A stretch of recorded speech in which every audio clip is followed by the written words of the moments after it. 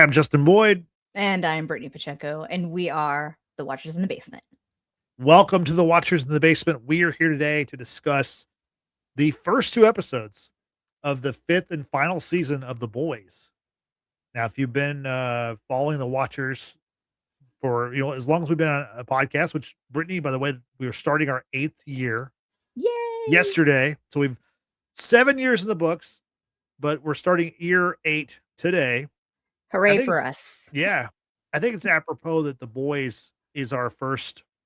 The final season of The Boys is one of the first things we're doing, or is the first thing we're doing in our 8th season, because if you look back in our catalog of content, The Boys is one of the pillars of our content. I would say obviously Game of Thrones, we named the show after Game of Thrones. That's where we came up with the idea.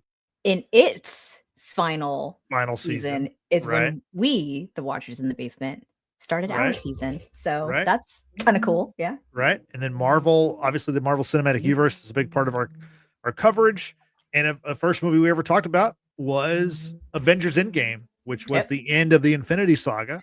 Wow. So, but then after that, The Boys, obviously we've covered all the seasons, all 5 seasons. We've covered the 2 spinoff seasons of Gen V. We talked about the other spinoff, the animated show, The Boys Presents Diabolical. So we've been with this franchise since the beginning. So, it's kind of bittersweet. I think we're all glad that it's back airing, but it's like, man, this is the last season. So, anyway, what are your thoughts before we talk about the actual episodes? Just thoughts of covering this series and how important it's meant to us over the years. Yeah. Well, first and foremost, shout out to Frank, who could not join us in today's podcast because I believe, was it Frank? Yeah, it was Frank. Oh, it was you. My bad. Yeah. I'm giving a shout out to the wrong person then. My apologies. Justin, shout out to you for putting this show onto us, because the first 10 minutes of the premiere episode had us locked in. Right. I never thought that we would get anything like this from a television show, let alone streaming platform. Right. I didn't think that in the day and age that we now live in, people would go to the limits that this show has definitely not pushed. They have absolutely done the damn thing. We were talking earlier today about just how, of course, there's years in between from season to season as of late with many of our beloved shows. And you kind of forget a little bit of the storyline. Thank goodness for recaps in general. But the fact that the showrunners and the writers of The Boys have consistently written incredible storyline, albeit satire, but it really complements the world that we live in today. It's like there's someone clairvoyant on the staff that just kind of like, you know what, I'm pretty sure this is the direction that we were going to go in with the show. And then who knew? What is it? Reality mimics art. Is that the expression? I think it's along those lines? imitates art. Imitates art. Yeah, life imitates art. Yeah, life imitates art. And man, it's crazy. It's so crazy with the story that The Boys has taken us to. Just, it's hard to not compare what's going on in today's world with the world of The Boys. So I think that's really cool. In just Eric Kripke and Seth Rogen and all the other writers and producers of the show have, as I said, they've not pushed the limits. Like, they've gone there and they've done it in a day and age where a lot of people are like, oh, you can't do comedy, like from 20 years ago. You can't do that in today's world. Well, this show has kind of proved differently. It's got its comedic moments. It's got its action. It's got so much going on. So to talk about today's podcast, knowing that it's the final season of The Boys, it is very bittersweet. I freaking love this show. I don't know what that says about me. Deranged, degenerate. I don't know. The show has been really entertaining to watch. I've enjoyed talking it over the years with you and Frank. Tristan hopefully is going to join us next week to talk about the next episode of The Boys, because I believe, Justin, we're going to try to bring this to you weekly, deep effect every episode. Right. it's the final season, so we're gonna do our best to cover it like we would have all the other seasons. So let's get into it. So let's talk about the first two episodes. But before we actually break those two down, I want to start off with some facts about the fifth and final season of The Boys. The Boys, like we mentioned, it's the first show in the franchise. The franchise is based on the comic book series written by Garth Ennis and Derek Robertson. Eric Kripke, of course, developed the show that we're watching and talking about, brought it to television. We talked about the spinoffs. There's a couple spinoffs that we've seen. There's one that's in the works that's I think coming out next year, Vought Rising. Mm. That is coming in 2027, which was a kind of a prequel series. It's going to feature Soldier Boy, which we will talk about him in a little bit. And also there's The Boys Mexico, which we have not seen yet. I'm not sure where that is. We heard about that years ago. I'm not sure what's going to happen with that, but Same. I'm also not sure if Gen V is going to end because we've seen 2 seasons. I think the Gen V I know the Gen V characters are going to be in this season. Hmm. Seen them yet, but we've heard about them and they're going to be in this season, but I don't know if Right. like is that show going to continue if this show isn't going, like if this is the final season of the mainline show.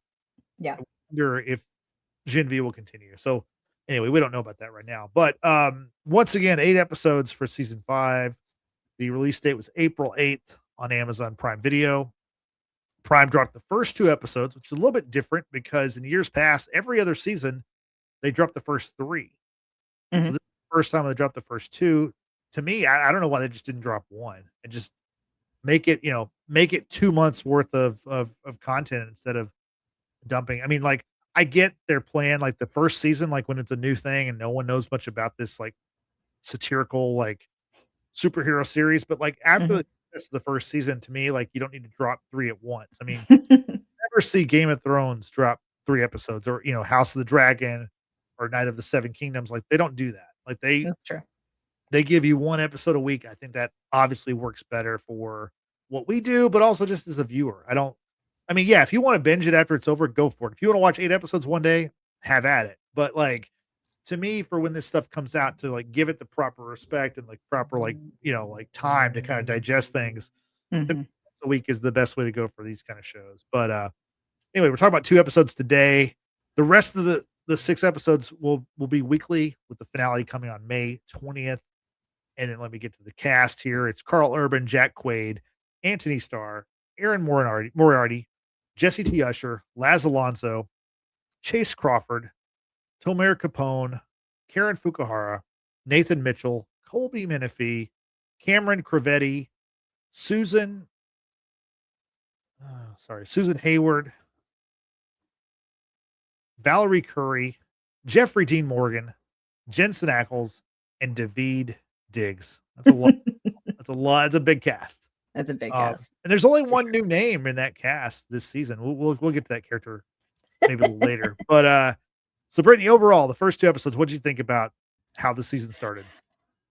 Oh, I'm actually glad I waited to watch this Friday night. Yeah. And as much as I would have wanted to watch the premiere and just talk about it with you the very next day, I'm just actually very glad that I waited until Friday night because I did not see the ending coming at all. I mean, like, if you're talking about from the very beginning of the episode and how the episode begins, because it just boom, it goes, right? There's no tee up, there's no it just we're in it, we're seeing some fighting, we're seeing people getting killed. It's like, whoa, this is, and it's very reminiscent of like the very first episode of the very first season, right?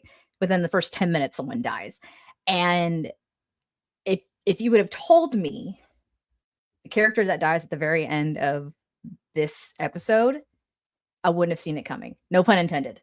Okay. Right. No pun intended. But I think for what it was, I texted our group chat and I'm just like, first episode of The Boys. Fuck. Yeah. Like, holy crap. Like we are here. We are in it. It's gonna be a wild ride. Yeah. Yeah. And Yeah. I think I remember reading recently the showrunners saying basically that no character is off limits. Like this isn't in a way, it's almost like Game of Thrones, where don't have a favorite character because your favorite character is probably going to die at some point, especially Yeah. in this final season. Yeah, I think that's probably the biggest question I have about the series this season. I mean, obviously, how will it end? But Mhm. who's going to survive this season? Because, like you said, we lost a major character in We this did. episode, and we're not going to spoil it just yet, but we will talk about it in a second. Um, and looking ahead, I found a list of some of the titles for the upcoming episodes. There's one episode that's titled after 3 characters, and I'm thinking, what does that mean? Does that mean these 3 characters are gonna die? I'm not gonna mention it right now, but, Please don't. yeah, I have my eye on that one to see what that means. I wonder Also, where that's yeah, these titles are always so long. Usually yeah, are pretty yeah, long. It's not like it summarizes the episode right, at all, in my opinion. right, I think maybe the second episode kind of actually kind of does, but it's not like it's centered around them. We'll get to that in right, momentarily. But yeah, I mean, for the first episode, it's called 15 Inches of Sheer Dynamite. right, yep, What? Yeah. yeah, exactly. But, kinda overall for my thoughts on the show, this is a really good show. This is one of my favorite shows, and it's Mhm. you touched on this a little bit ago, but because of the release schedule, meaning, like, between seasons. So, like, I looked it Mhm. up. The first season came out July 26th, 2019. Mhm. Season 2 came out, like, a year later, September 4th, 2020. But then after that, we get in this 2 where it's every 2 years, where so then s Yeah. June 3rd, 2022, we get season 3. Then June 13th, 2024, we get season 4, and now April 8th, 2026, we get season 5. And for me, I love the show. Like, now we've seen 34 episodes of the show, and I don't think that there's been a bad episode of the show. I think it's kind of been pitching a perfect game. Yeah. But because of the long breaks between the seasons, I forget so much of what happens, and Yeah. it's not like I mean, I love the superhero stuff. I'm way into it. Like I think about Avengers all the time. I think about what's next with DC and Superman all the time. Uh, No, I do. I do. Like, no, I know. It's but just like as far funny as to hear like it out loud. these characters, I don't think about it in the off season, so to speak. And because the off Mhm. season sometimes is 2 years long, Yeah. whenever it comes back, it's kind of jarring where I'm like, okay, what happened in Yeah. the season finale of the previous season? And and after it takes me a little while for me to kind of get warmed back up into this world and these characters and remember, okay, this is happening to this character. I mean, there's so many Right. things that happen in this episode where it's like, oh yeah, Kimiko can talk. Like, I don't think we heard her talk in previous seasons, but we Yeah. heard her make sound and we knew she was trying to talk. And that's something I completely forgot about. And then Well, there's just at the right, very end of the previous season, when Frenchie's being hauled off with like Huey and all of them, Kimiko is trying to get to Frenchie, and she can't, and she finally says the very first word, and it's Frenchie. right, So it's like, oh, okay, well, she can potentially speak, and right. yeah, I totally get where you're coming from. So it's always kind of jarring, but then like now I'm ready. Now that I've watched 2 episodes, You're like halfway through the in. first, I'm back in. I'm fully Yeah. in.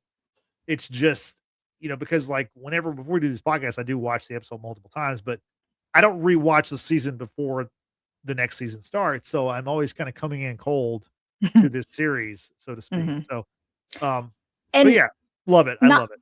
not to mention, Justin, too, something different was between seasons 4 and seasons 5, you had I'm sorry, maybe between seasons 3 and season 4, you had Gen V, right? Right. And Gen V was Yes. kind of bridging that Right. gap between seasons 3, season 4. So what happened in Gen Right. V kind of carried over into season 4 of The Boys, and then it went back, right? So Right. whatever happened in season 4 of The Boys went into season 2 of Gen V, and now that we're in the final season of The Boys, there are references to things that transpired in season 2 of Gen V.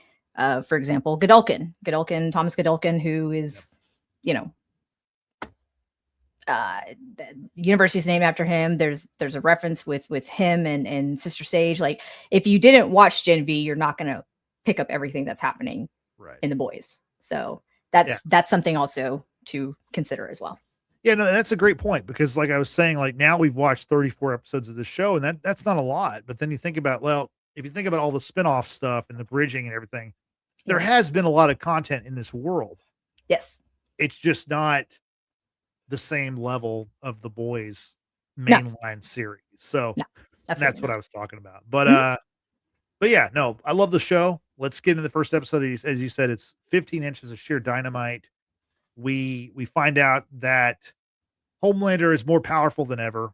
He's running the government. I mean, basically, like, I guess his next step is he wants to be a god, or he wants to be God. Like, that seems like what we're headed toward. Even if you look in the art behind us, like, has like this halo sun effect behind him. So first off, he's in total power, and Ashley's now the VP, which we did not know that, correct? I didn't, because when she showed up on screen, having been introduced as vice president, I was like, what? Yeah, I don't think that at all transpired at the end of season 4, because I think the last thing that happened was she took V, and she is now a soup, right? And her superpowers have manifested as being like a psychic. She can read minds. So that's interesting, but they took it a step further for her. Yeah, she's got another head in the back of her head, or she has another face in the back of her head. If y'all remember Professor Quirrell from Harry Potter and the Sorcerer's Stone, when Voldemort literally attached himself to the back of Quirrell's head, that's basically what's happened to Ashley. Poor thing. Lost all her hair. She's got a partial face on the back of her head, and she has to wear a wig to cover it up. But the face speaks to her. Yeah, that's what that gave me. That totally gave me like Voldemort Quirrell vibes. Right. Even though she's the vice president, she's trying to like get up the courage to revolt against Homelander, who now is throwing Starlighters and anyone who even posts a meme about him. If you post negatively about him on social media, he's throwing you into these prison camps. They're calling freedom camps. And as Ashley said, who doesn't love freedom and camp? You know, so that's where we find Huey, Mother's Milk, and Frenchie, who at the end of season 4, they were being round up. But we weren't sure where what was going to happen. So now they're in this camp. They've been there for over a year. Kimiko is not there. We find out that she has actually fled to the Philippines. She was in a camp, I guess she said, or she kept breaking out of these camps. And that part was a little, I was kind of surprised by that. So she's on the run. Obviously Starlight is still out there. She has her Starlighters. So what do you think about like where we find all our characters? We haven't mentioned one of the major characters. We'll get to him in a second, but like, I mean, the 3 boys at the freedom camp, and then you have Kimiko in the Philippines. We're kind of getting like, okay, where are our characters on the board? I mean, good for Kimiko to be able to escape. She is one of the tougher soups to kind of nail down to the ground, if you will. And I mean, I'm glad that she was able to escape it. She obviously has learned to speak, has quirky things to say, of course.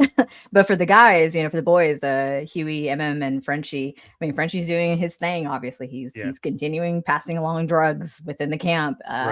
Huey is just kind of being there to watch over things, I guess you could say. And then with MM, I think I was more surprised with MM than anybody. Him looking for fights, I guess you could say. And he's fighting people. He's drinking the water out of the toilet, and that was so concerning because he's such a germaphobe. He's so like OCD. And I guess after a year of being in this camp, you're going to be broken to some degree, right? Has taken a liking to moonshine. I don't blame you, dude. Moonshine's not that bad. Probably not out of the toilet though. I wouldn't do that. No.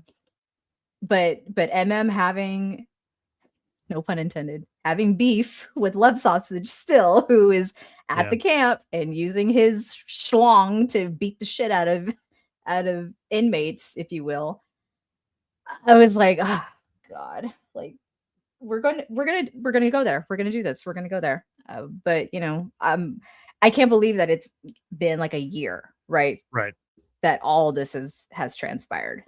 But for Starlight, that's how the episode pretty much begins. She's infiltrating as like a background dancer for this bot stakeholders event. She's dressed to look like Firecracker, but brings in her Starlighters to hijack the video and stream like the Flight 37 video of Homelander basically threatening everyone and leaving them to die. And of course, that sends Homelander into a frenzy. But Starlighters are dropping out left and right, and those numbers are really dwindling. Yeah, they are, and that's where you kind of see where, like we talked about, the boys who are in the camp. You have Huey, who he still has hope despite what's happened. He has a lot of hope, and he's trying to spread that to the people who are there. Like you said, MM on the other side is hopeless. He's kind of given up. He's like, hey, we're gonna die in here. We're dead men walking. Whereas Frenchie seems unchanged. He's just gonna be Frenchie no matter where he is. And then, like you said, you have Starlight, who is kind of become like Butcher, where she is because of what's happened to the Starlighters, and she feels guilty by the fact that she has this, this group of people that believe in her, but they're doing things that are, putting their lives on the line, and she isn't there to save them, or she can't save all of them. So she feels guilty. So now she's kind of like Butcher, where she's down for the cause, even though there's this virus that they think can kill Soups. To kill Homelander, she doesn't even mind if it ends up killing her. Like she's ready to go if that's what it takes. She even talks about how, like, hey, if we can kill 10,000 Soups to save 8 billion people, that's a good trade-off, Yeah, in any time of war. And listen, I get it. I'm not an optimistic person by nature. Okay, I'm more of a pessimist realist, and even I can't argue with that logic, right?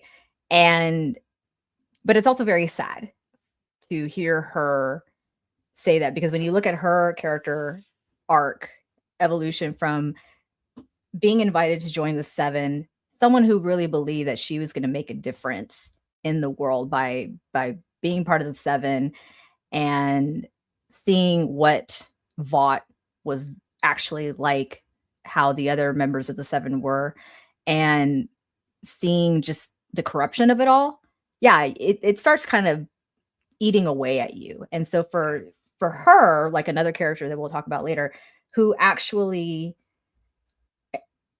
actively are trying to do good in the world, but you see the collateral damage that occurs when you're trying to do so much good, you start losing that hope, and you start thinking, okay, well, I've done all that I can do. It's not enough. Why even try anymore?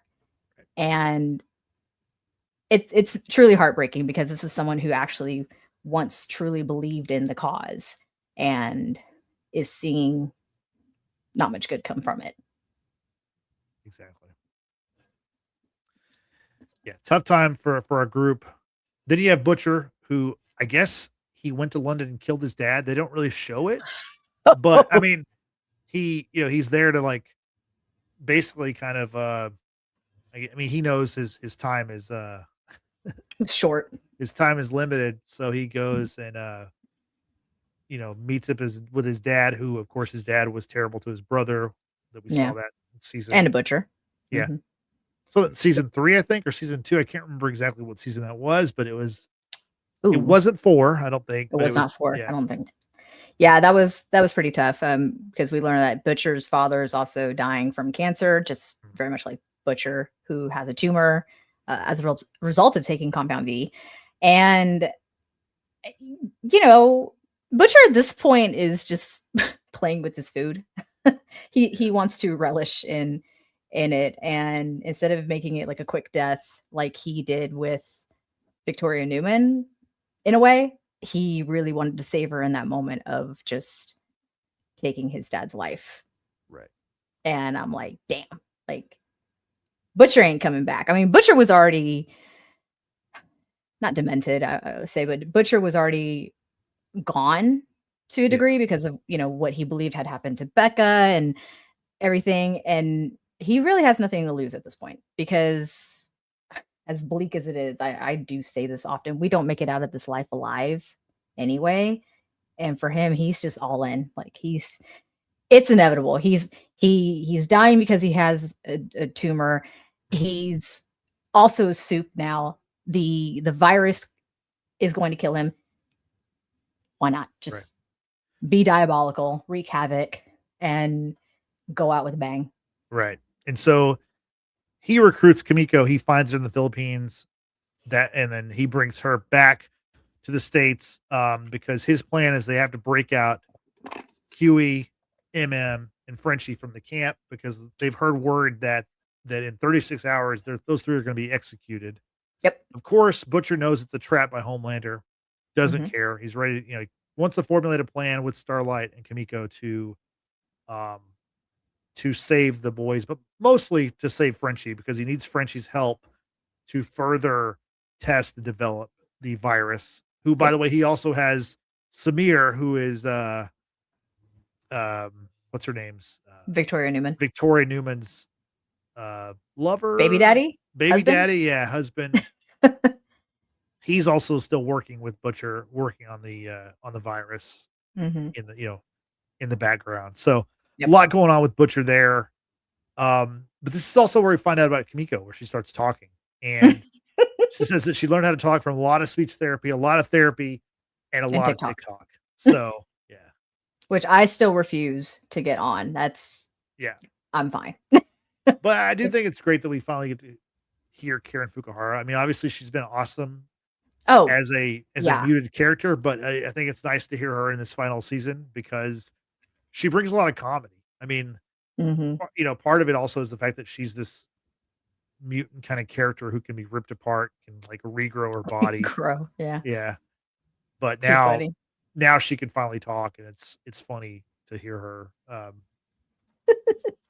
say things for the first time, so. Yeah. There was an interview that Karen had in the question, or the topic was, of course, her now having a speaking role. And she's like, yeah, it's almost like I had to kind of step into a new character, because of the fact that she has been muted since the very first time we saw her on screen. She's this badass female that is pretty lethal, right? It's really tough to defeat her in any fashion. And I mean, hell, she talked about she fell 1,000 feet from the air and broke into like a million pieces, and she's like, I found my asshole like a mile down the road or something like that. It's like, oh my god, child.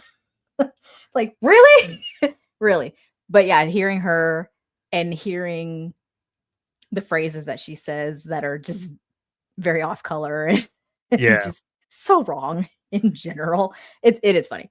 It's funny. Yeah. So Butcher has the plan to infiltrate the camp. He knows how to get in there. He's going to use a guy named Worm, who is a former super, a guy with powers, who is a screenwriter of some sort, who is who can turn into a worm and can kind of worm his way, burrow his way, whatever the verb for worms. I'm not sure what you would say about worms, but they basically can get inside of the camp, and then it's Starlight's duty to figure out how to get them out of the camp. And she goes to A-Train, who we saw kind of make the turn last season. Yeah. And he refuses to help her because, he knows how dangerous it is. He also has his family to protect, who he has them on the move constantly, because Homelander has sent the Deep, and maybe Blight Noir, but especially the Deep, to look for A-Train and his family. So A-Train refuses in that moment, but later on, he has a change of heart. Yes, he does. Yeah. No, I mean, once that falls through, obviously, like Starlight, it goes without saying, she's known the location of Huey, MM, and Frenchie, and it's kind of like, well, why haven't you done anything about it? She's like, oh, they're safer there. Like, we know where they are. Like, they're safer there than being out here. And I'm like, what's really happening? Like, why not make that move? But it's fine. They're gonna make that move. Yeah. So they bust them out, and then we get the really great. Yeah. Well, it's so we think, but Homelander's there. Homelander they didn't expect to find Homelander there, but he's actually there, and we had this great Mhm. conversation between Butcher and Homelander. You even get Homelander to admit, like, you're the talking to Butcher, he's like, "You're the only one who's ever challenged me. There's a part of me that'll be sad to see you go." So, there's some acknowledgement and some respect between Butcher and Homelander. We've seen them face off a few times over the years, but, it was kinda cool to get them, reintroduce themselves to each other before in this, you know, final season, Yeah. premiere of the first season or the final Mhm. season. Good Mhm. to see them face off one more time before. I'm sure we're gonna see them say face off a few more times before this season's done, but, Yeah. that was a cool moment. It was. That was a really cool moment. I mean, Homelander knows what's killing Butcher at this point, and this is the thing that kind of like irritates me about these kind of shows. Is like there's so much jibber jabber, too much. Just kill each other. Just do the thing and kill each other. Like because you're jibber jabbering too long. That's why Starlight, and of course this was intentional, but Starlight was able to really harness her powers and like blind the hell out of everybody within that camp. Right? She's just able to. Basically have the camp go dark, right? And all Yeah. the prisoners are running about and trying to escape, and they're being shot down by the guards and what have you. You see Butcher and Homelander, eventually try to fight each other and what have you. Like there's just so much happening in this moment. And like for example, MM goes and finds love sausage Right. and have this fight, and thankfully MM wins. Yeah. Brutal Yeah. how Love Sausage went out. Like He strangles I'm Love Sausage with his own love sausage. Yeah. well, but he stabs the tip. No, I know after he No, strangled him, right? Or I think it was before. before, okay, I think yeah, that's how he was able to slow him down. And I'm like, gotcha. I feel so sorry for every male out there because that doesn't seem pleasant. I mean, love sausage is a little bit different though. I mean, it's This that's is a 15-foot schlong. Like, are you kidding me? yeah. It still hurt him all the same. Well, no doubt, of course it did, yeah. But it was Good lord. apropos because we see earlier in the episode where Love Sausage and MM, their eyes meet Mhm. while Love Sausage is beating a guy to death, Yeah, and then whenever they're breaking him out, the same thing's happening. MM sees a guy getting beat to death and goes yeah, over there to stop him and to yeah, end up killing Love Sausage. So, yeah, obviously they've been rivals for this whole show. They've met a couple of times, I believe. yeah. So, I'm glad MMA was able to yeah, defeat one of his adversaries for sure. And right, then poor Kimiko. Kimiko gets sliced in half by Homelander's lasers. Frenchie couldn't believe that she's talking. He goes and carries her like half right. body. And they go and hide somewhere and start making out like in the middle of this fight, like with guards and soups. Like, are you, or not even all soups, but like they're just over here making out, like not a care in the world. She's bleeding on his lap, as you do when you're cut in half. I Yeah, was just, that's crazy. Oh, and then we get the return of Cindy, who we saw, right, I think, at the end of season 3. right. Who can just crush people by squeezing her hand. Yeah. Yeah, yeah, She yeah. just points at him and squeezes her hand and can crush him. Yeah. Which was really cool to bring back Cindy's character Right. because the last time we saw, I think it's a they them. The last time we saw them, it was after the events of, I think, was it Red River, or there was Yeah. some institution, I think Lamplighter had been at, that were testing on soups and things like that, and Cindy was a product of said testing. And we saw Cindy like walking down the side of the road and get into a car and just like murked everyone. Right. Yeah. So it's like, oh shit, we have we have a rogue soup out in the world. I wonder whatever Right. happened to them. And then they're brought back. So that was actually kind of cool. Um, oh, Denzel Miller in the chat here says last time you saw Cindy was before Starlight escaped from her at the end of season 4. Okay, thank you so much for the correction. Appreciate you being here, and shout out to Denzel and Yesenia here in today's chat. We appreciate you guys taking time out of your day to check out our pod and also to share your comments, your thoughts. Really makes our time here more fun, more engaging. So thank you all for being here. Yeah. We get to the big finish of the first episode where we have almost like a Quicksilver, kind of like the Flash kind of moment where A-Train shows up. Homelander's grab Huey. He's about to laser his face off and kill him.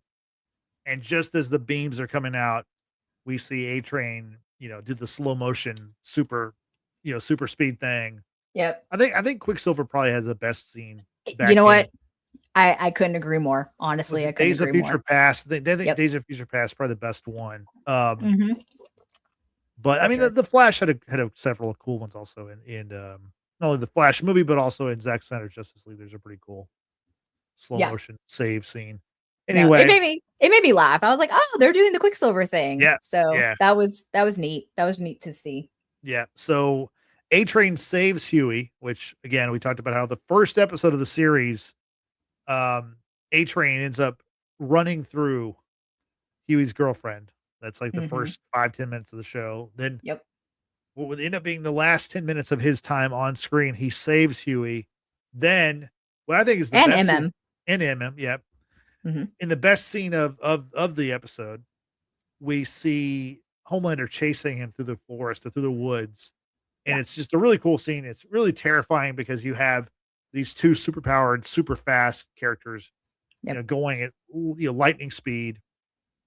And eventually we see a moment where there's a woman getting out of a car who looks very similar to Huey's girlfriend, who A-Train, he didn't purposely ran through. He ran through it because he couldn't stop. Yeah. This time he's able to avoid her, but by avoiding her, he kind of stumbles. He loses his glasses or his visor or whatever. It was his footing. Yeah. And then he falls down. Obviously, then Homelander catches up to him and, holds him up against a tree. But then A-Train gets kind of the last laugh where he basically says, like, you're nothing. You're nothing. Literally. You're nothing in that suit. Take those powers away. What do you have? You're nothing. You're a loser. And he laughs in Homelander's face while Homelander crushes his neck and, strangles him, crushes his neck, kills him. Pretty, like really strong ending to the episode.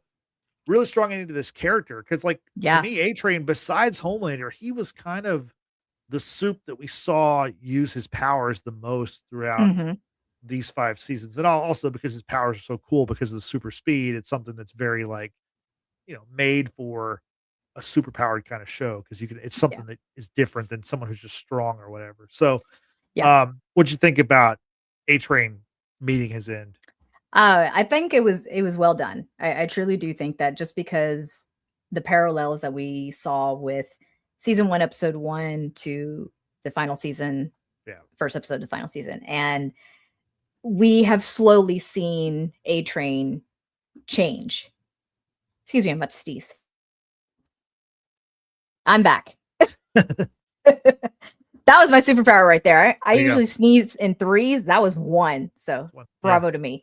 But A-Train, seeing his character development from season 1 to now at this point, he was always on the teeter of really wanting to be a hero, but then also just wanting to be famous, right? And be loved and whatever. He wanted to continue staying in the 7. Like Homelander thought the world of him, allegedly. But for A-Train, struggling between being a soup and then being there for his family, that's always been a struggle. To do the right thing has always been his struggle. But we always saw just that little hint that he might turn, right? Especially whatever happened after what happened to Pop Claw. And you could see it eating away at him when he finally got to that point where he was just done. And then in one of the previous seasons, he had saved MM, right? He admitting that was the most heroic thing that he had, or time he had ever felt. Right. He was truly a hero, and trying to make amends with his brother, trying to do the right thing. And that goes a long way for people. For me, I don't care if you grew up with the best in life or not. I don't care if you believe in a higher power or not. Just don't be a shitty person. Yeah. Be a good person. Be a kind person. Just don't. And seeing that evolution of A Train, him making amends with Annie as well, because they were at odds for a while. I think it was a really good character development, character arc storyline, and like I said, the callbacks from season 1 to this episode, and him not running through that girl, him having that conversation even with the Deep before all this, right? He ran all the way to Brittany, France to check on his family, move them before the Deep could get any closer, had that conversation with Deep saying, like, I used to be like you. Like, I'm not afraid of Homelander like you are. You know, you can basically rise above this, right? And takes off. So for A Train to basically go in and know this was like a suicide mission to a degree, I admire that. I admire that for him and his character, and RIP to Reggie. RIP. Yeah, he died a hero. He really did. He really did. I mean, it's unfortunate that we lost the character, but like I said earlier, like we talked about earlier, I think a lot of characters are probably going to die in this show. I don't see a ton of people making out of it. This is Game of Thrones, where you don't have a favorite character because they're all probably going to die. Exactly. You did mention A Train talking to the Deep. Whereas like A Train, tells the Deep, I'm not afraid of Homelander anymore. Tells Homelander to his face, I'm not afraid of you anymore. And it was silly that I was ever afraid of you because you're nothing. I don't think the Deep is going to come to that realization. He is very afraid of Homelander. He is very cowardly. Yeah, for sure. So I don't think we're going to see him turn. I think we will see him die. Agreed. I think one of the boys will kill him in some way or something. Maybe I'm wrong, but maybe I don't see him turning at the I'm gonna say my money's on Noir, just based on their interactions. Yeah. As of late, I'm gonna put my money on Noir. That's a good. Yeah. I mean, they're podcasters now. Both of them. They're Are they though? Manosphere. Manosphere podcast doing. So we got to see a little taste of that during the episode also. But Lord, your choice of words are very interesting about that. All in all, though, really strong first episode, I thought, especially with the way it ended. Very much so. Yeah. Very much so. Yes. So moving on to the second episode, titled Teenage Kicks, after the group of soups who are based in Erie, Pennsylvania, I believe, is where they're located. Something like that. Yeah. This was, another strong episode. Again, I'm not sure why this couldn't have been for next week. I don't know why we had to have. To me, ending the first week on A Train's death would have been more powerful than. Granted, I think episode 2 is awesome, also, but I don't think sometimes these shows, you hear about how they dropped 3 episodes because the third episode is the second episode is not as strong.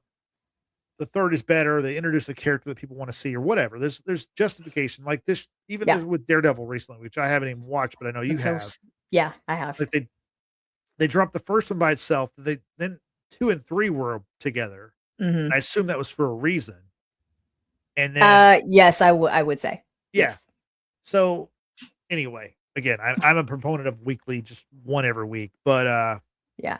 I'll tell you one thing though that the show has done consistently well are the cliffhangers. They definitely make you like I said, every episode, fuck, damn it, I have to wait, or even if I don't, it still gives that feeling of just like, what did I just watch? Right. I need more. Well, the second episode opens with A Train's funeral, and we see a new character, O-Father, played by Daveed Diggs, famously of Hamilton, of course. He's been in various other things too, but mostly people know him as Thomas Jefferson from Hamilton, the musical. I like him more as Lafayette, just personally, but yes, he was fantastic in Hamilton. Right. We did briefly see him with Ashley in the very first episode, I think, but yes, I was I was very shocked. It was very much the Leonardo DiCaprio Wolf of Wall Street meme, like like I can't whistle. It's like, oh, hey, Yeah. I know that guy. Like what is he doing here? It was very funny. But yeah, he's a soup, very much into the Lord, preacher. Still not Yep. 100% on his powers, but he is very much ministering the funeral that is A Right. Train. Blames the death on Starlight. Of course, the guy who killed him is literally sitting in the front row in Homelander, but Oh, the blames, twitching. yeah. So good. So good. But during the sermon, which, he, like you said, he's a superpowered pastor. Mhm. You see Homelander kind of like envisioning something or having this like freak out where Mhm. I do think that he is going to try to become God. Like, because, it looks like he's trying to ascend or something. And it's like, what's next? He's already the most powerful being in the world. Yeah. He's controlling, the most powerful country in the world, I guess, arguably. Um, what is next? And it seems like the imagery and everything points to him becoming a god or literally God. So, I won't say that what was happening in that particular moment. We have seen in the past Homelander kind of have an inner demon, right? It's himself who we would see talking to him back in the mirror, what have you. It's almost like a split personality sort of situation yeah, where Homelander that we see in the forefront thinks he's trying to do good, but the inner Homelander obviously knows better. And I feel like in this moment where you're hearing uh what is it? What is even his name? David's character. Like, Oh Father is the name oh of the father. character. Yeah. Okay, Yeah. cool. Hearing him preach, right? And for people who lack in faith or feel the Holy Spirit, if you will, it's said that things will happen to a person. You start feeling things, you start thinking things, you start, whatever. And I feel like for Homelander, it's him wrestling the inner demon that is himself when Yeah. he's hearing the preaching, and because oh father is saying that Jezebel, Starlight, and filled with demons and this and that, what have you. You're seeing that kind of visually happen with Homelander, right? He is wrestling just with himself. He has done the bad thing. You killed your friend that you all are trying to pay respects to, but you can't because you've done the wrong thing, right? You're just trying to suppress the outburst that we almost saw him do in the very first episode with the stakeholders meeting when the video was playing. He was about to laser the shit out of everybody. And I think that's what he's wrestling with in this moment, that he's afraid that he's going to be found out, that he cares about his image. He really cares about his image and being loved. And that's why he has said, if anyone posts anything anti-Homelander, it should be a crime. Right. Who does that sound like, people? Anyway. Continue. Yeah. It does sound like current day here in the good US of A. Yeah. Yeah. So in the episode, we get they want to test this virus, right? So we see Samir's alive. He's still working with Butcher. He does not know that Victoria was killed by Butcher. In fact, he also thinks that Zoe was killed too, although she was not killed. No, she was not. She's with Grandpappy Edgar. I didn't think about his name. Edgar, yeah. Yeah, in which we're gonna see all these characters, by the way. Oh yeah, for sure. Yeah, because like I think in the next episode, I'd imagine. We did not see the Gen V kids. We will see them. They are referenced a couple times. We will see Stan Edgar. We will see Zoe. She was referenced. There's a couple of supernatural actors that we did not see that we will see. So excited. However, there is one that we do see, and that's Jensen Ackles as Soldier Boy. He's back. Homelander has awakened him from his cryo chamber. I like the story that he gave him. That was funny. Yeah, so he's back, and basically Homelander's like, hey, you can be number 2 in the 7 if you do what I say. Go find Butcher, report back, and then I'll tell basically the world I run the world, and so if we Mm, told them you're a Russian spy, we can change the story. It doesn't matter. We can yeah. redeem you. You can be Yes, we brought can back. rewrite history Right. as one does. Exactly. Yeah, to have Soldier Boy back in the mix. And I mean, because remember the last time that these two fought, like it was after we learned that Homelander is a product of Soldier Boy, right? And but Soldier Boy is on a whole other level in itself, right? Right. He sees Homelander for what he really is. They fought. Butcher even was trying to like take down whomever, and Mallory, R.I.P.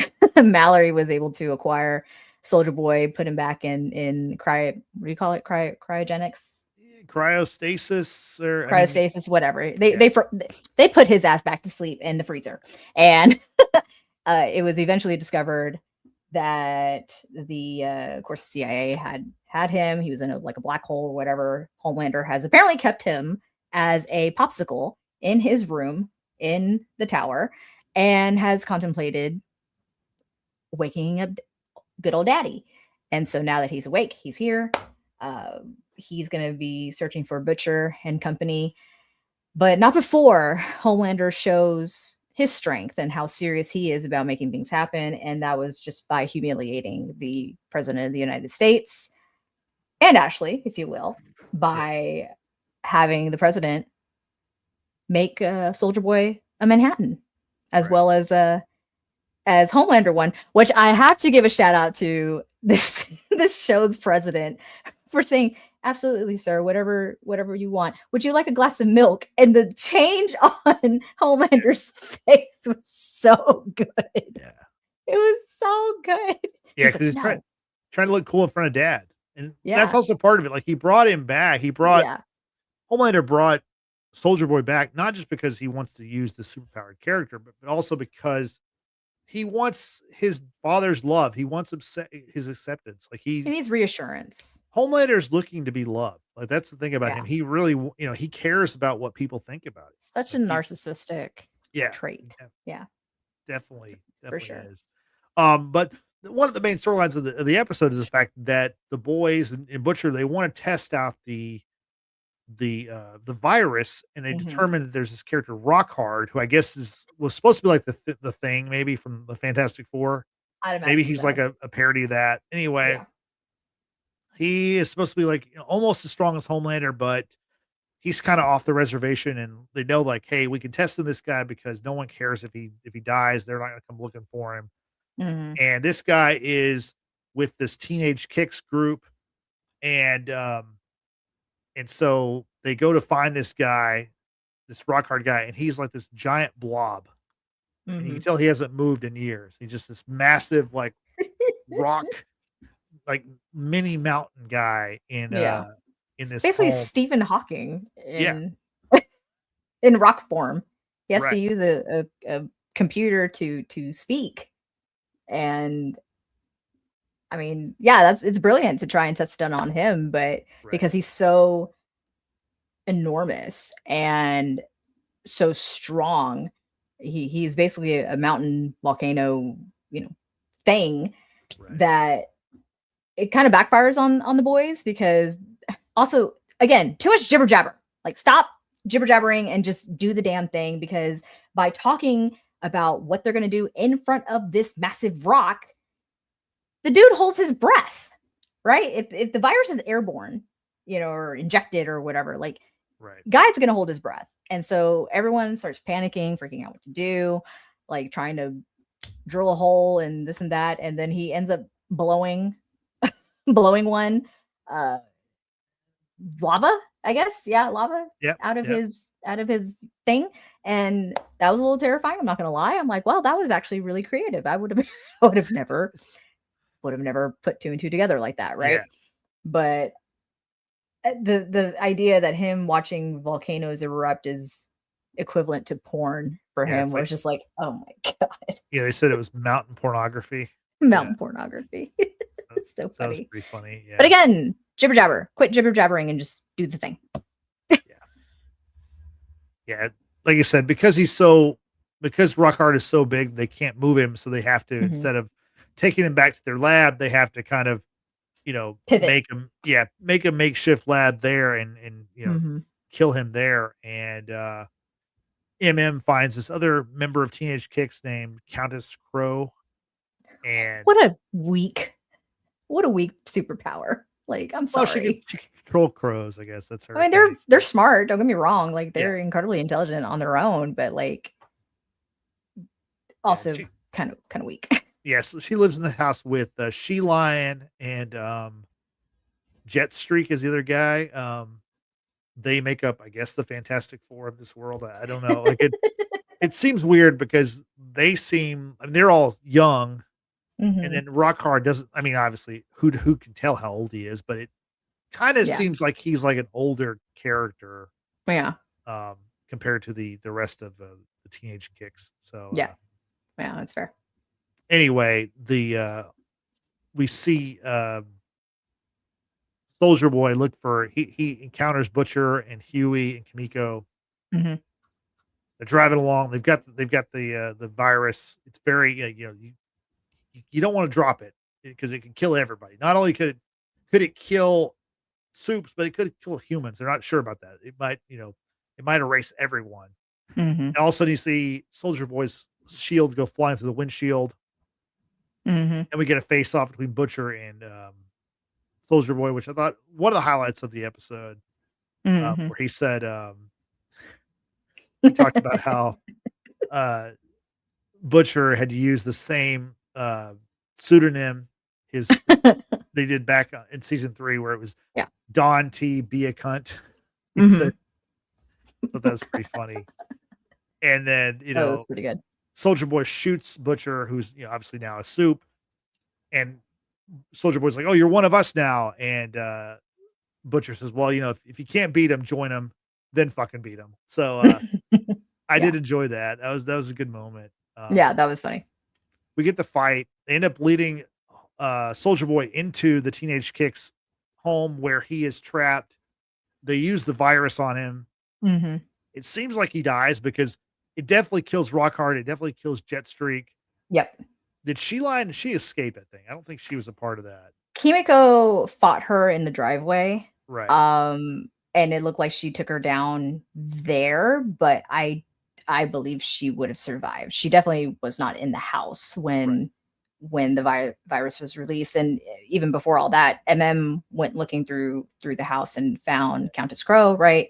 And she pleaded to him about, like, listen, just let me go. I just want to go back home to mom and dad. And because obviously MM has a teenage daughter, has some sort of empathy, he somehow gets her out of the house without anyone being aware. And she acknowledges him, walks away with her two remaining crows that apparently her teammate ate the rest of them, which is really sad. But I'm just curious if that was a mistake on MM's part, or Right. is she actually like gone, like, for good? You know what I mean? Or is she going to alert somebody at VOT to locate the I think boys? she's gone. You think she's gone? I think so. Yeah. Okay. Because he basically appeals to her like, hey, like, you're doing this all for them. Like, they don't care about you. Hmm. They'll get rid of you. Like, and just the way she leaves, it seems like she's like literally like, hey, I just want to get out of here. I don't want to be a part of this anymore. So, Yeah. Yeah. yeah, I don't think we're going to see Countess Crow again. Okay. Okay. But we I will mean, see Soldier Boy because they think he's dead. However, yeah. after Homelander arrives to see the body and to see what happened after the virus was used, we see Homelander leave, and which you knew Soldier Boy wasn't dead. Oh, of course not. We see, he's all bagged up. All of a sudden he like sits up like the Undertaker. If you used to watch professional wrestling, same kind of deal. Sits up and Went to my high he's school. Sorry. that's right, yeah. Went to my college. Ah, Yeah, yes, he did. Hey. yeah. So did Stone Cold Steve Austin. So like, Eh. It's like fine. wrestler you, yeah. Yeah. But and tonight's Monday. We could be watching Monday Night Raw right now. No. Continue, Justin. I will. No, it's you knew he was still alive, but like I think the reason why he's alive is because he was given the original V. Yep. That's why Whereas he hasn't Homeland, aged. right? He hasn't aged, Mm-mm. and I think that's what Homelander is looking for, because that will, if he, because I know in one of the trailers they even say like, hey, if Homelander can get his hands on the original formula, he'll Mm-hmm. become immortal. He'll become a god. So Mm. I wonder how that's going to play out with, because obviously he's going to find out that Soldier Boy did not die by the virus. However, the Right. other people did. So I wonder, if Homelander is going to try to do something to get the blood from Soldier Boy, or I'm just really interested to see how it plays out, because it doesn't seem like Soldier Boy is too keen on being Homelander's number two. Mm-mm. Like he might be for now, but I don't think if he gets a chance to take him out, he probably will, just so he can be Mm-hmm. number one. I don't know. It's a very interesting kind of storyline going there. But I think also the encounter that Soldier Boy had with Butcher before they started, fighting one another, where Butcher reveals to Soldier Boy about like, do you know about the virus? Like Homelander didn't say anything to you because he wants you to be the sacrificial lamb as opposed Right. to himself. Like Right. that's going to stay with Soldier Boy Yeah. throughout the rest of the season, right? He's going to keep that at the back of his mind. He's going to have ulterior motives. He's going to play the long game, obviously. But yeah, I mean, I would feel some type of way too if I learned from my offspring that you used me so that you can continue living.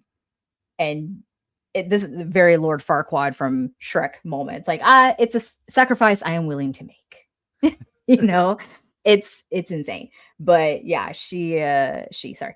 I'm not saying that Soldier Boy's loyalty is going to change, because I feel like very much like Homelander, who thinks just about himself and wants to outlive everyone. I think Soldier Boy is also going to have the same sort of mentality, because like father, like son. Yeah. No, exactly. Yeah. Well said. Yeah. No, like I said, I'm really interested to see how that plays out. We only have 6 episodes left, so like there's not a So lot of sad. space So sad. to tell the rest of the story in my mind. Now, granted, like I've said forever, The Boys is a kind of show they pack a lot into an hour. Like Mhm. It's go, go, go. yeah, there's no wasted space with The Boys episode. Mm-mm. So we're Not in at store all. for 6 more weeks of incredible superhero action, drama, I'm content, all excited. that good stuff. I can't wait. Yeah, I'm excited. really looking I forward to mean, it. Like I said, now that I'm warmed back up into this world, like I'm like, mhm. let's go. So real quick, Justin, I don't know if this was on your rundown for today, but do you have any predictions as to, I think it's probably easier to say who will live, who will survive at the very end? I think okay, so Butcher for sure is gonna die, right? I think see, Homelander, I'm not sure. Homelander, what if he gets the cryo treatment? Oh, Because like the reason can why you I say that is imagine? because like Homelander is like the breakaway character from this show, right? Mhm. There are people who have never watched this show that have seen memes of Homelander, or they know who this kind of guy is, Yeah. He's the bad Superman, whatever.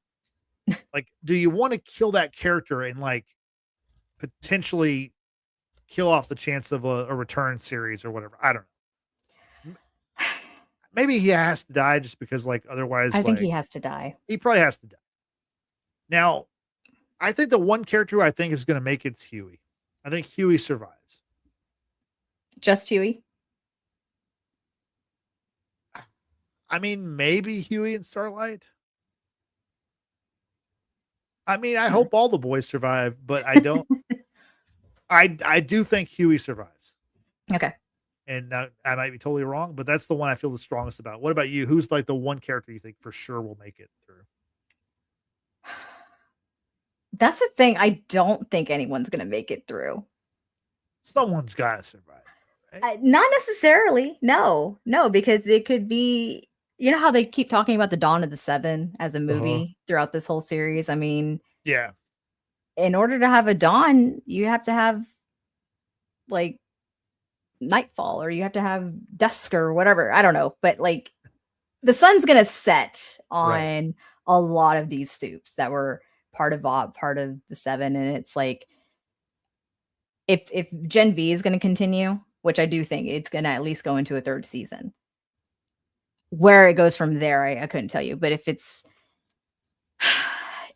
going to make sense, like you have to end Vought and then rebuild, right? Maybe Ashley could have a redemption arc where she, during her time in this second episode, she has a conversation with this the face on the back of her head where she has wanted to do good. She's in a position to potentially do good, but she can't because she and the president are controlled by Homelander. So I don't know, but then I also saw something on Instagram and I actually sent it to George and Frank earlier. It says The Boys showrunner Eric Kripke is anxious fans will retroactively judge the entire show based on the season 5 finale. So it's gonna be bad. Yeah. Like, it's not gonna go over well. I mean, and I'm sure it's gonna be done brilliantly. But that's why I'm saying I don't really think anyone is gonna survive. Okay. I mean, I think it's good that we don't really have a great understanding or have a great feeling about what's going to happen. Like, that's good. Like I don't want to have any expectations. That's right. The thing. I really, no, but really, I mean, like I think the show will deliver. It will stick the landing, so to speak. 100%. But like, I'm not worried about that. I just think it's kind of interesting that we like. I really don't know how this is going to end, and I like that. Mm-hmm. I like being surprised in that way. So yeah. So question for the audience: if you're watching live with us, or if you're watching later on, let us know in the comments section. What are your predictions for the season? Who's going to live? Who's going to die? Also, did you like the first 2 episodes? We've got a poll here going. Mm-hmm. Let us know in the chat or in the comments section. If you like the first 2 episodes, type 1. If you didn't like the first 2 episodes, type 2. We're trying out this poll for the first time, so yeah, it's a pretty neat widget from StreamYard over here. We're not in what do you call it? We're not endorsed. No, but I mean we've used their platform for many years, and so yes, we have. And a lot of people do. The people who do this stuff professionally, that what we're doing right now, they use StreamYard also. So it's hey, there you go. One of the major streaming platforms out there. So anyway, they have a new widget. Again, if you let us know what you think in the comment section or the live chat, that would be much appreciated. Brittany, anything else you wanted to mention about The Boys? Let's get it.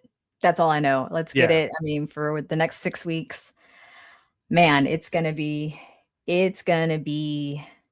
intense, whatever it is. And what I am most looking forward to is the Supernatural reunion. That is Jensen Ackles, Jared Padalecki, and Misha Collins. I'm so excited for it. I was a very late bloomer when it came to watching Supernatural. Shout out to Amber, who's also part of the Watchers in the Basement, who pretty much tired me out to finally give in and watch Supernatural. It took about a year to watch all 15 seasons, but I did it. I don't regret it. I wouldn't mind a rewatch, honestly. But for the fact that they are bringing back the main actors from Supernatural, that's another Eric Kripke project. I'm here. I'm here for it. Yeah. So, shout out to Yesenia, who says she's binging Supernatural and she is currently on season 7. Awesome. Girl, good for you. You are almost halfway there. Yeah. Still ways to go, but keep going. Yeah, because like we said, like Brittany said, she did it in a year. It took her a year to binge all those seasons. So I did. No yeah, regrets. Even though I only watched the first 2 seasons of that show, I'm also looking forward to that reunion. I can't wait to hear what you and Amber say about that. So yeah, looking forward to that. But yeah, I'm just looking forward to seeing how this story ends, because like I said, this is one of our favorite shows, favorite things to cover is The Boys. So so yeah, we hope everybody joins us the next few weeks as we continue to discuss this show as it wraps up its final season. Before we get out of here, the one thing I want to mention is it's CinemaCon this week in Las Vegas. It actually started tonight, and it's today. So it's Monday, Tuesday, Wednesday, Thursday. Thursday is the most important day for me, and I think for the watchers, because that day Disney has their presentation Thursday afternoon, early evening, and there's a lot of talk that we might get an Avengers teaser or Avengers trailer later this week. Oh. So I would say be on the lookout for that kind of stuff. The one thing about CinemaCon though is it's a convention for theater owners and for vendors, and so Mhm. it's not really. I mean, obviously stuff gets out to the public, but a lot of times the video and stuff that's shown at CinemaCon doesn't. I mean, it leaks out, but it's not awfully sent out like. So I'm kind of curious, like, will we see something from Doomsday? I think we almost have to, but also I'm like, if it's a real trailer, I don't think it's going to come out like Thursday night because usually they'll drop those Yeah. things in the morning. Mhm. So what I'm trying to say is be on the lookout for Doomsday stuff. If there is something and we're able to talk about it, we will talk about it because I am all over this stuff. I cannot wait for this movie. I cannot wait for the damn trailer. Oh yeah, Yesenia Yesenia. says Oh, Yesenia, trust me, I will get all of the Doomsday popcorn buckets. You know what? Honestly, like they're bringing Endgame back in September.